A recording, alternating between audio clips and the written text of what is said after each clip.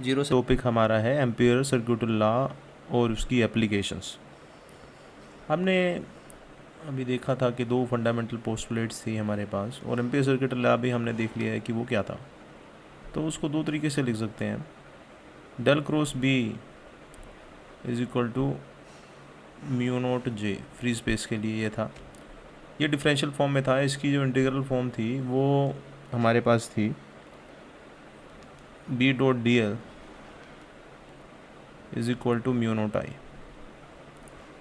तो ये ही हमारे पास जो बना था वो एम्पियर्स सर्किट लॉ था।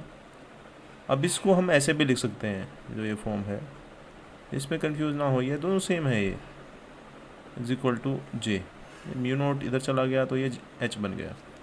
और सिमिलरली इसकी इंटीग्रल फॉर्म अगर निकालें हम तो ये बनेगी H dot D L is equal to आई।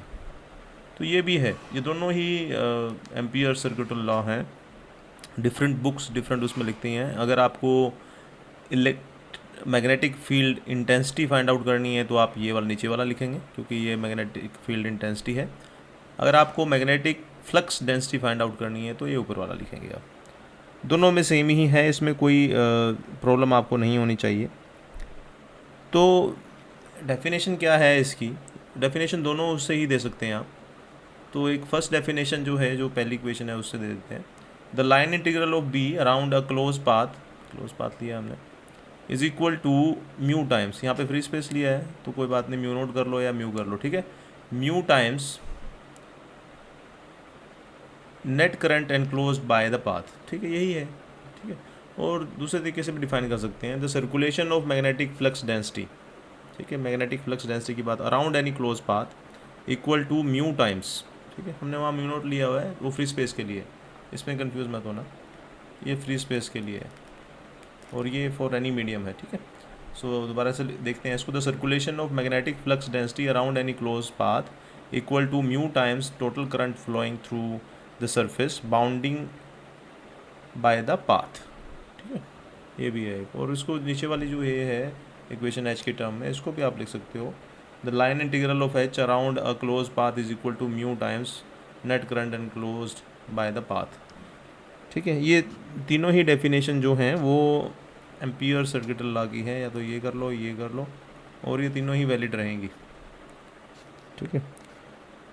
सो जो एम्पियर्स लॉ है ये बता चुके हैं हम, ये इलेक्ट्रोस्टैटिक में गोज लॉ के सिमिलर है।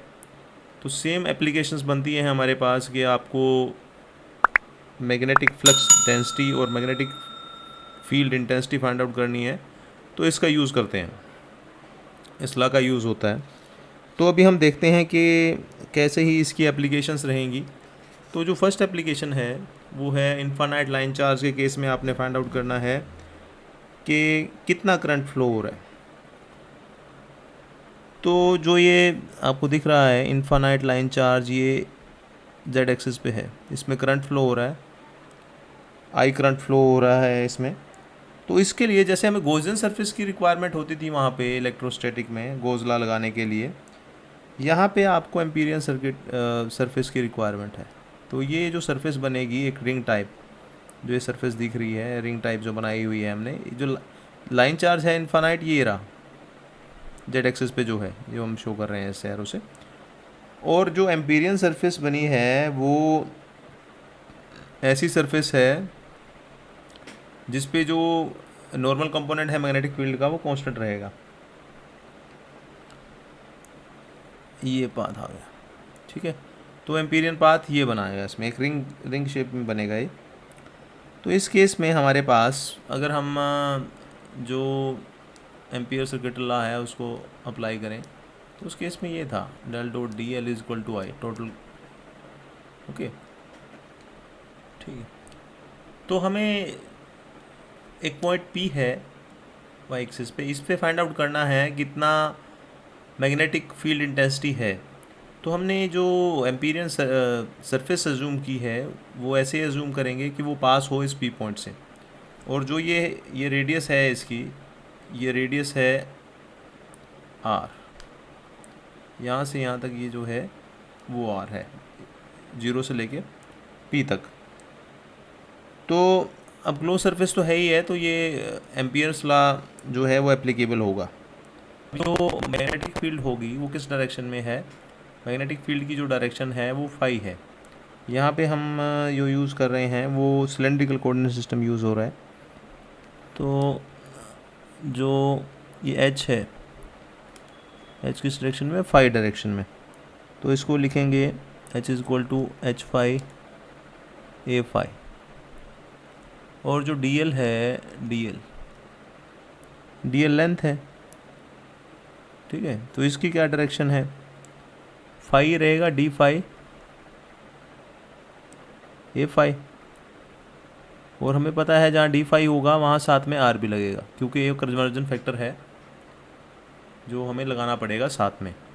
ये हमने जब कोऑर्डिनेट सिस्टम पढ़े थे तब हमें पता है उससे कि जहाँ भी डी फाई होगा साथ में कन्वर्जन फैक्टर आर लगाना पड़ेगा, क्योंकि जो एंगल है उसको लेंथ में कन्वर्ट करने के लिए। ये वैल्यू जो है एच की और डी एल की, ये वैल्यू पुट करो इस इक्वेशन में, हमें मिलेगा एच फाई ए phi dot r D phi ए फाई 1 हो जाएगा। तो इसको सोल्व करें तो टोटल करंट जो आएगा आपके पास, ये तो आई के इक्वल ही है ना, ठीक है। अब जो एरिया बनेगा इसका सर्कल का 2 पाई आर बनेगा ना। एरिया रिंग ली है हमने, एक सर्कल ही है एक तरह का। तो ये एच फाई तो बाहर आ जाएगा आपके पास, ठीक है, ये आ गया। और क्या रह गया? आर भी बाहर आ गया कि नहीं? आर भी बाहर आ गया, आर भी कांस्टेंट है ना। तो यहाँ रह गया डी फाई। तो डी फाई कितना आया? कितना पूरा सर्कुलेशन लेगा वो? फाई की वैल्यू तो 0 to 2 पाई रहती है, ठीक है। कितनी वैल्यू रहती है यहाँ? कहाँ से कहाँ तक वेरी होगा? ये होगा 2 पाई तक, ठीक है जी। तो ये आ गया एच फाई 2 पाई आर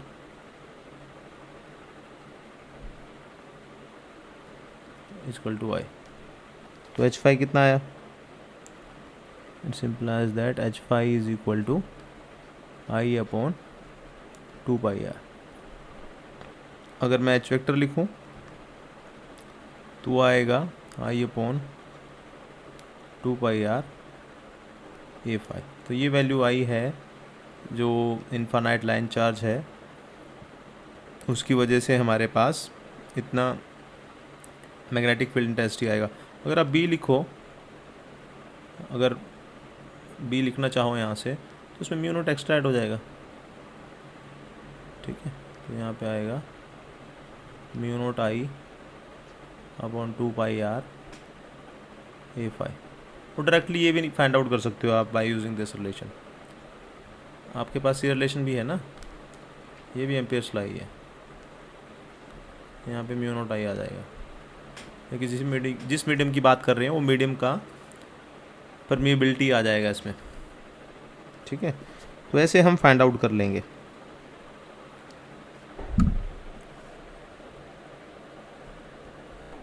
आइए अब नेक्स्ट एप्लीकेशन देखते हैं एम्पियर सर्किटल लॉ की। वो है infinite sheet of current charge जब हमारे पास होगा, उस केस में मैग्नेटिक फील्ड इंटेंसिटी क्या होगी किसी पॉइंट पे।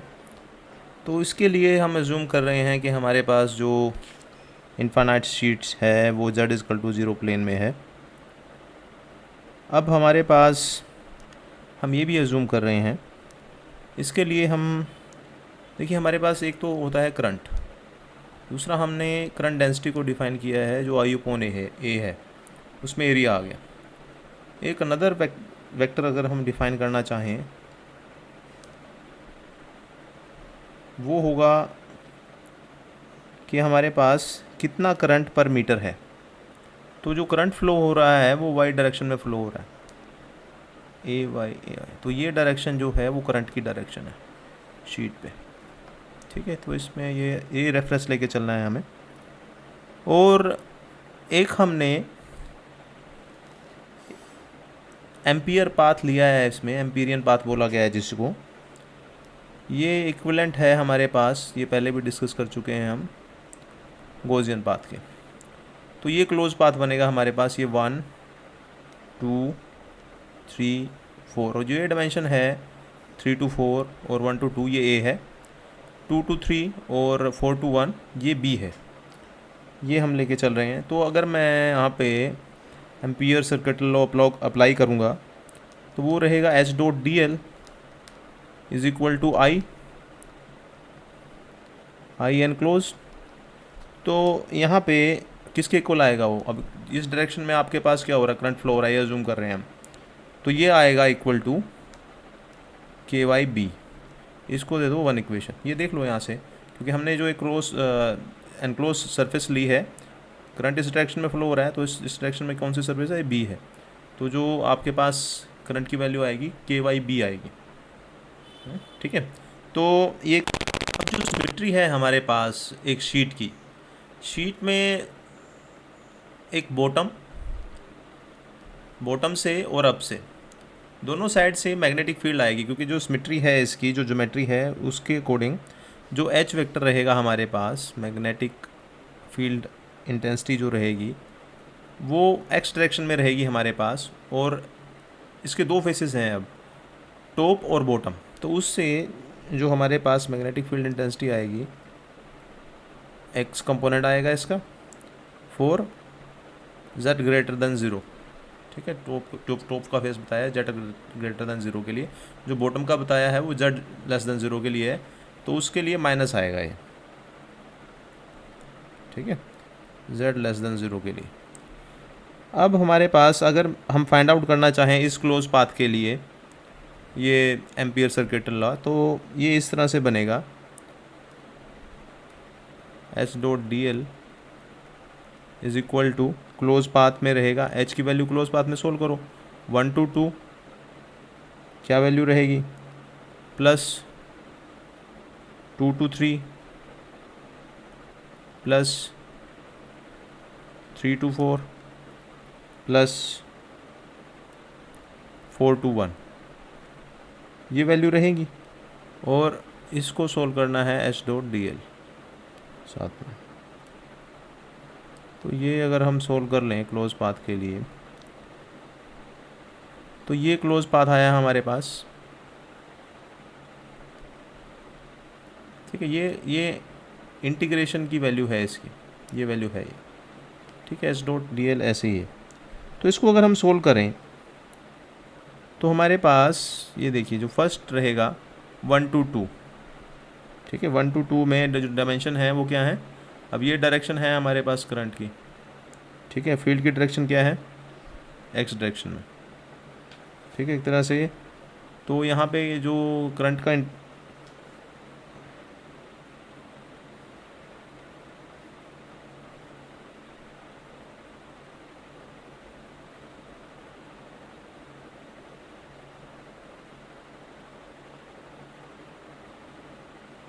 ठीक है, तो 1 to 2 के लिए जो हमारे पास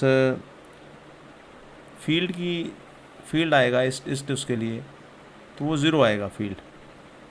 और ये डायमेंशन 1 to 2 कितनी डायमेंशन आ गई है, हम एक्स को रेफरेंस लेके चल रहे हैं तो उसके अपोजिट है, तो ये माइनस से आया, प्लस 2 to 3 जो है, 2 to 3 डायरेक्शन हम ये लेके चल रहे हैं, ए एक्स डायरेक्शन लेके चल रहे हैं ना, तो ये तो माइनस बी आएगा, और क्या आएगा इसमें, माइनस एच नोट, अपोजिट आ गई ना, अपोजिट डायरेक्शन में है, तो ये आ गया एच नोट और माइनस बी, प्लस इस डायरेक्शन में भी जो होगी मैग्नेटिक फील्ड क्या होगा, कंपोनेंट 0 होगा, और जो डायरेक्शन है वो ये पॉजिटिव होगी। अब 4 to 1 डायरेक्शन एक्स डायरेक्शन में है, मैग्नेटिक फील्ड भी इसी डायरेक्शन में कितनी, एच नोट, और साथ में जो डायमेंशन है वो बी है, ओके। तो ये इसके इक्वल आ गया, कितना आ गया, इसको सॉल्व करो तो 0 हो गया, ये 0 हो गया, तो ये माइनस माइनस माइनस प्लस हो गया, तो ये हो गया 2 H0 B। तो ये वैल्यू आ गई, ये किसकी वैल्यू आई है, ये भी integration H dot D L की वैल्यू आई है जब हमने क्लोज इंटीग्रेशन को सोल्व किया, ये इक्वेशन 2 होगी। और 1 और इक्वल टू 2 है, अब अगर 1 को मैं इक्वेट करूँ 2 के, तो ये आ गया के Y B is equal to 2 H0 B। तो यहाँ से जो H0 की वैल्यू आ गई वो आ गई हमारे पास 1/2 KY। तो ये एच नोट की वैल्यू हम सब्स्टिट्यूट करेंगे अब किस में, यहाँ पे इसको मान लो इक्वेशन 1A, दिस इज, तो 1A में अगर मैं एच नोट की वैल्यू पुट करूँ तो मेरे पास जो एच आएगा, एच आ गया हमारे पास 1/2 KY AX, ठीक है, AX यूनिट वेक्टर है z ग्रेटर देन 0 के लिए, और -1/2 KY AX z less than 0 के लिए। तो ये आ गया हमारे पास जो इनफाइनाइट शीट जिस पे करंट कितना था K एम्पियर पर मीटर, उसके लिए मैग्नेटिक फील्ड इंटेंसिटी की वैल्यू। अगर आप इसको सिंपल लिखना चाहें कि z की a की वैल्यू के लिए, तो इसमें ऐसे कर देते हैं h is equal to 1/2 K vector cross product with an। तो an से पता लग जाएगा, यहाँ पे ये -ax ले लिया ना हमने डायरेक्शन से, तो ये दोनों चीज़ें आपके पास मिल जाएंगी। ऐसे भी लिख सकते हैं इसको। अब जो नेक्स्ट एप्लीकेशन है एम्पियर सर्किट लॉ की, वो है infinite long coaxial transmission line से magnetic field intensity find out करना। हम ये अज्यूम करके चल रहे हैं, जैसा कि ये फिगर में दिख रहा है, दो हमारे पास इसमें कंडक्टर्स हैं, इनर कंडक्टर और आउटर कंडक्टर। जो इनर कंडक्टर है उसकी रेडियस स्मॉल a है, जो आउटर कंडक्टर है उसकी रेडियस स्मॉल b है। और ये डॉटेड लाइंस में जो हमने अज्यूम की हैं ये एम्पियर सरफेसेस की हैं, एम्पीरियन सरफेसेस बोलेंगे इनको। तो ये जो है ये L1 है, ठीक है, जो ये इनर कंडक्टर है जिसकी रेडियस स्मॉल a है, उसके लिए जो एम्पीरियन सरफेस आएगी वो L1 है। और जो दोनों के बीच में, इनर और आउटर जो कंडक्टर है, दोनों के बीच में जो सरफेस आई है एम्पीरियन, उसको L2 बोला है। जो कंडक्टर की थिकनेस है, अब ये कंडक्टर जो है, जो आउटर कंडक्टर है, उसकी थिकनेस स्मॉल t अज्यूम की है हमने। इसके लिए जो एम्पीरियन सरफेस आई है वो L3 है, और जो आउटर आई है, बाहर जो सरफेस अज्यूम की है हमने, वो L4 की है। तो ये थोड़ी सी अजम्पशंस हैं हमारे पास। जो आउटर कंडक्टर है उसकी थिकनेस हमने स्मॉल t ये बता चुका हूँ मैं। अब हमारे पास अगर इस रीज़न की बात करें, जो इनर कंडक्टर है उसके इनसाइड अगर हमें magnetic field intensity find out करनी हो, तो उसको ऐसे लिखेंगे कि हमारे पास जो रीज़न है रेडियस r है, ठीक है, r greater than equal to 0 से लेके a तक। तो इस रीज़न में हमारे पास मैग्नेटिक फील्ड इंटेंसिटी की क्या वैल्यू होगी, तो उसके लिए अगेन हम एम्पियर सर्किट लॉ का उपयोग करेंगे। वो क्या कहता है, S.dl is equal to I enclose. तो ये आ जाएगा हमारे पास। अब हमारे पास इसमें जो ये I है वो current density into current enclose कितना होगा, क्योंकि इनक्लोज आ गया ना, क्लोज आ गया बिल्कुल ही, तो करंट डेंसिटी कितनी है इनटू सरफेस एरिया। अब जो करंट है वो यूनिफॉर्मली डिस्ट्रीब्यूटेड है। हम ये अज्यूम कर रहे हैं कि जो ये हमारे पास जो इसकी लेंथ है वो इनफाइनाइट है, तो ऊपर ही पता लग रहा है आपको, infinite long coaxial transmission line. और जो इसका दो कॉन्सेंट्रिक सिलेंड्रिकल है ये, और जिनका एपेक्स है अलोंग जेड एक्सिस है, और जो जेड एक्सिस है वो आउट ऑफ द पेज है, ऐसे डॉट, ठीक है, ये आउट ऑफ द पेज जा रहा है आपके पास, ये जेड एक्सिस है आपके पास, ठीक है जी। जो करंट है दोनों में अपोजिट होगा, अगर इसमें करंट I है तो इसमें करंट कितना होगा, -I, ये हम देख लेंगे अभी। तो हमारे पास जो करंट है वो यूनिफॉर्मली डिस्ट्रीब्यूटेड है। इंटरनल इनर सरफेस की बात कर रहे हैं हम, जो इनर कंडक्टर है उसकी बात हो रही है। तो इस केस में जो करंट डेंसिटी होगी J, कितना होगा, करंट अपॉन एरिया होता है।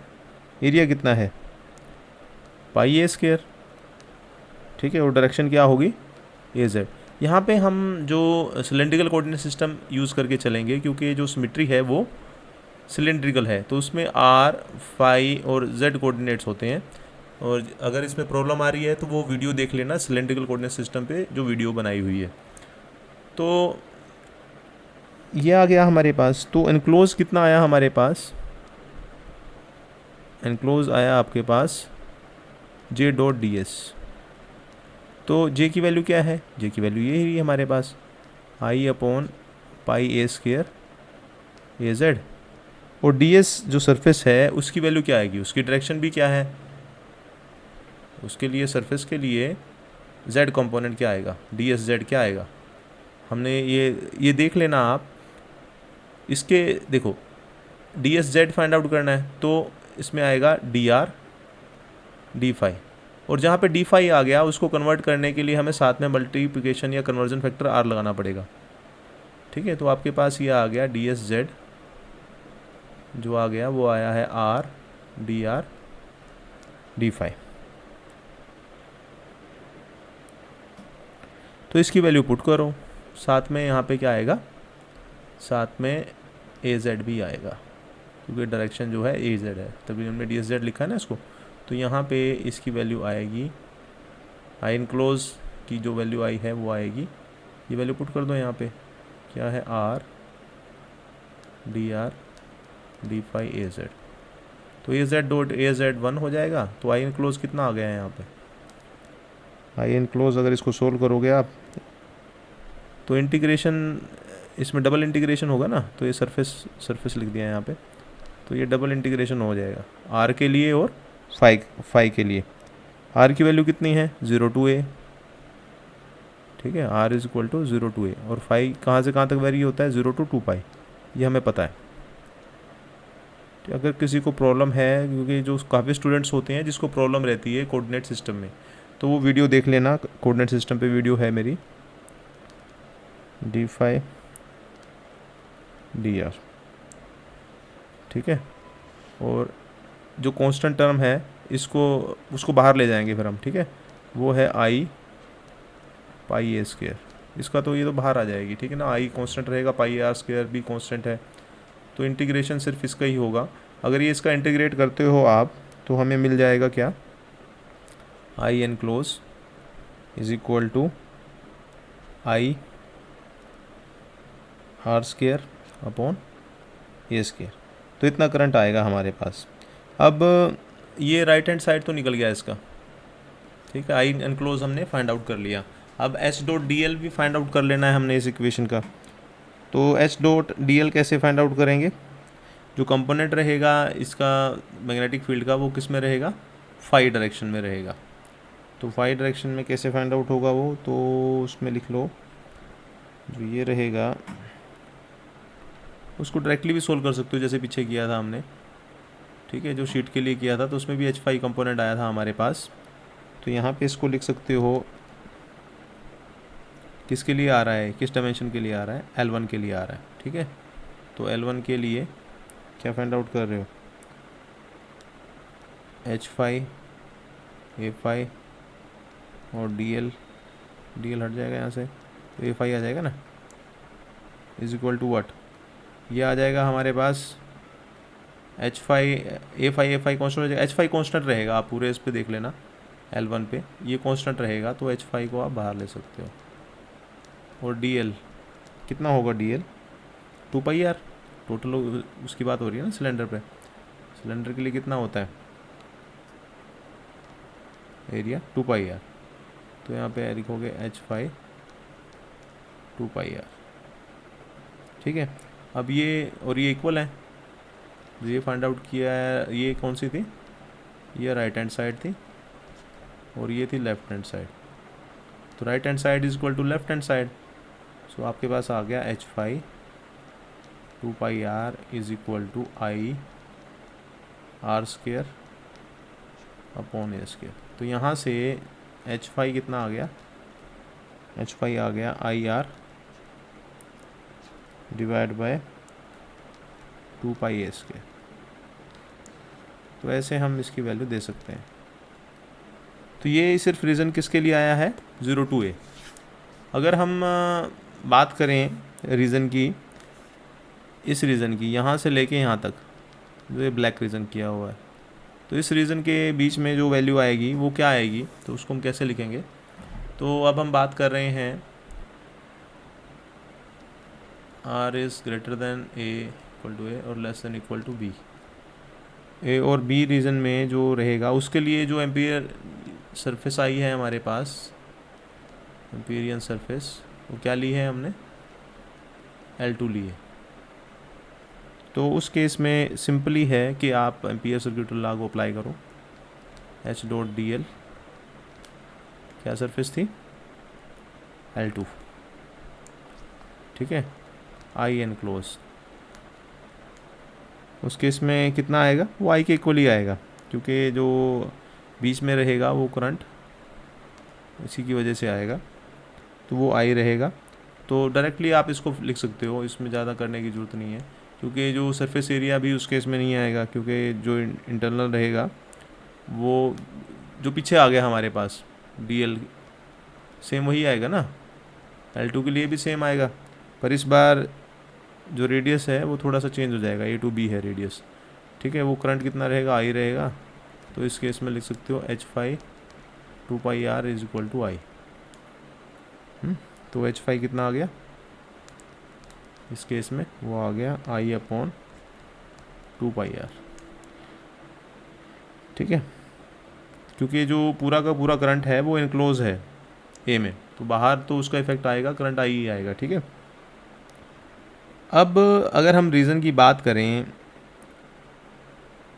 अब हमारे पास अगर हम डायग्राम को दोबारा देखें, इसको यहाँ तक हमने कर लिया है, इस रीज़न की बात हो गई है। अब ये अगर इसकी बात करें, जिसकी जो आउटर कंडक्टर है उसकी थिकनेस T है, तो यहाँ से यहाँ तक तो B है, ठीक है। B हमने कितना लिया है, B हमने गलत लिया है, B सिर्फ यहाँ तक है,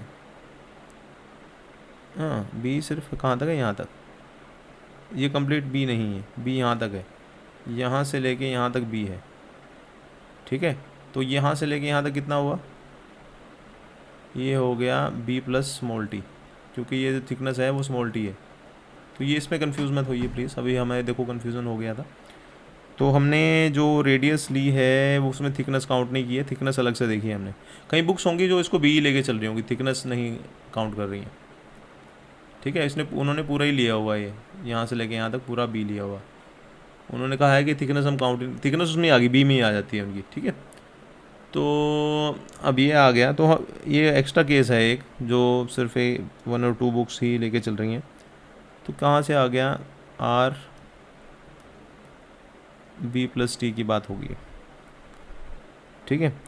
तो इस केस में क्या है, इस केस में जो अब आउटर सरफेस आ गई है उसमें अपोजिट करंट फ्लो हो रहा है, ठीक है। तो इस केस में क्या है, जो H डॉट dl है उसके लिए जो क्लोज सरफेस ली है वो L3 ली है, ठीक है।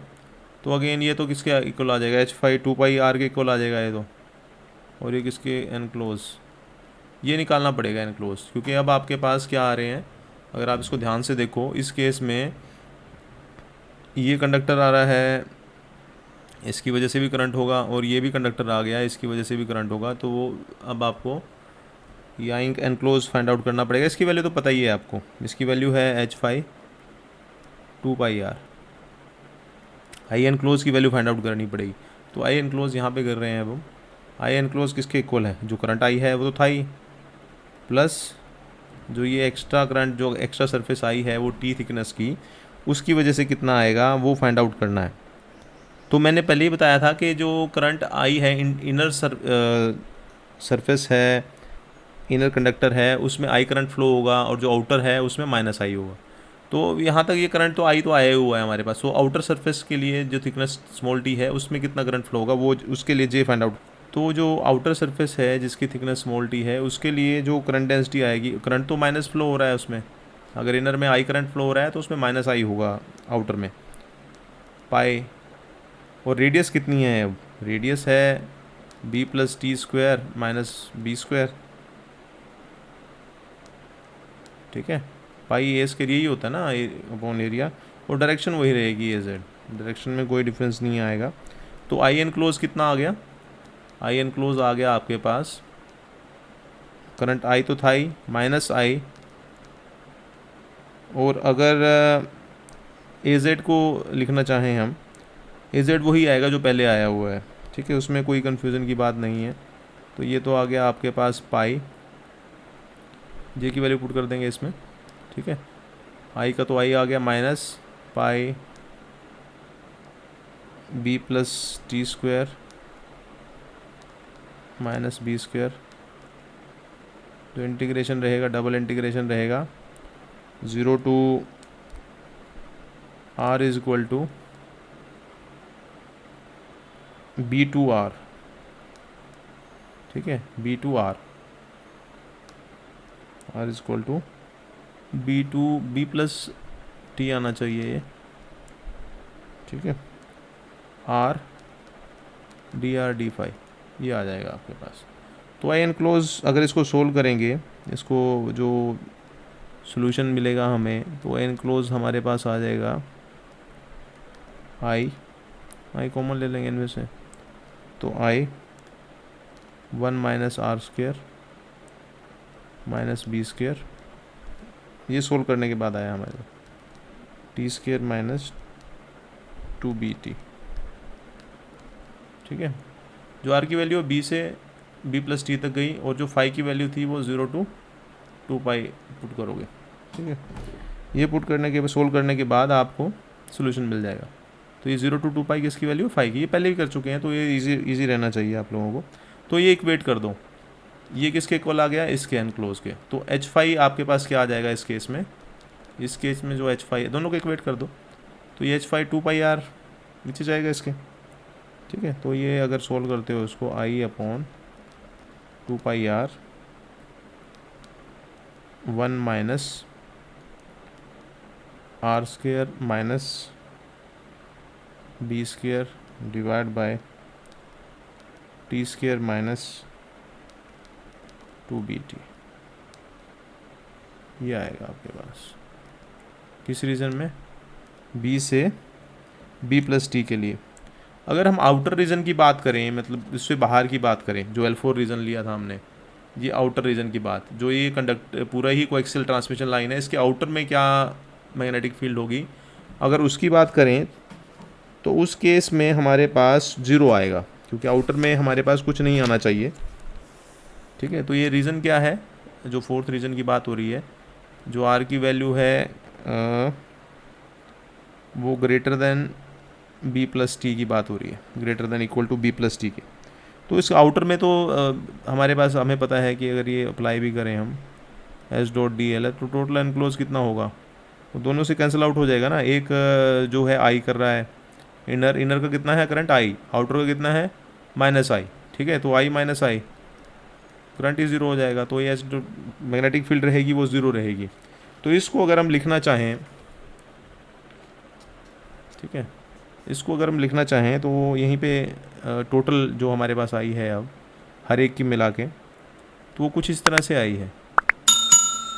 हमारे पास 4 केसेस थे ना, तो हमारे पास जो वैल्यूज़ आई हैं वो आई हैं I R upon 2 pi A square, square है ए फाई, किसके लिए आया है 0 less than equal to R less than equal to A. Okay, यहाँ पर लाइन ड्रॉ कर लेते हैं।